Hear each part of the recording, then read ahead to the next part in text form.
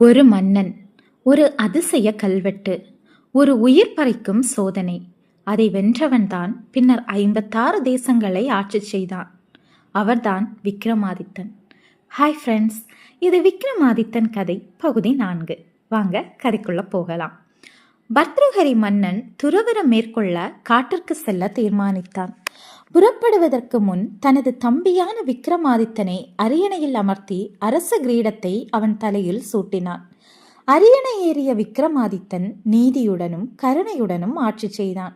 சிறிது காலத்திலேயே மக்களின் நம்பிக்கையையும் அன்பையும் பெற்றான். தன் தம்பியான பட்டியை பிரதம மந்திரியாக நியமித்தான். ஒரு நாள் விக்ரமாதித்தன் தன்னுடைய பிரதம மந்திரி பட்டியை அழைத்து, பட்டி, நாம் ஆளும் நாடு சிறியது. நம் புகழுக்கு ஏற்ற பேரரசு வேண்டும். தலைநகரின் அருகில் நதி ஓட வேண்டும். ஆலயங்களும் வளமும் சூழ்ந்த புனித நிலம் வேண்டும். அதற்கு தகுந்த இடம் தேடி சென்று வா என்று சொல்ல பட்டியும் புறப்பட்டான். வசனகிரி மலையின் அடிவாரத்தில் குணவதி ஆற்றின் கரையை ஒட்டி சென்று கொண்டிருந்த பட்டி ஒரு அற்புதமான இடத்தை கண்டான். பின் அதன் அருகிலே சென்று பார்க்க அந்த இடம் மனித நடமாட்டம் அற்றதாக இருந்தது. அந்த இடத்தில் ஆலமரமும் தாமரை பூக்களை கொண்ட குளமும் குளத்தின் அருகில் பத்ரகாளியம்மனின் கோவிலும் இருந்தது. ஆலமரத்தின் கிளையில் 7 உரிகள் கட்டப்பட்டு இருந்தது. குளத்தின் நடுவில் கூர்மையான வேல் ஒன்று நடப்பட்டு இருந்தது. பட்டி அந்த குளத்தில் இறங்கி பக்தியுடன் ஸ்நானம் செய்தான். பின் கோவிலில் நுழைந்து பத்ரகாளியம்மனை வணங்கினான். அம்மனுக்கு பக்கத்தில் இருந்த கல்வெட்டில், எவனொருவன் இந்த குளத்தில் ஸ்நானம் செய்து ஆலமரத்தில் தொங்கும் 7 உரிகளையும் ஒரே வெட்டில் வீழ்த்தி அவை தரையை தொடுவதற்குள் ஆகாய மார்க்கமாக பாய்ந்து குளத்தின் நடுவில் இருக்கும் வேல்முனையில் இறங்குகிறானோ அவனுக்கு தேவி காட்சி தருவாள். அவனே 56 தேசங்களை வென்று அரசாளுவான். அந்த கல்வெட்டை படித்த பட்டி உடனே தன்னுடைய நகரத்திற்கு திரும்பி விக்ரமாதித்த மன்னனிடம் தான் கண்ட கல்வெட்டை பற்றிய விவரங்களை தெரிவித்தான்.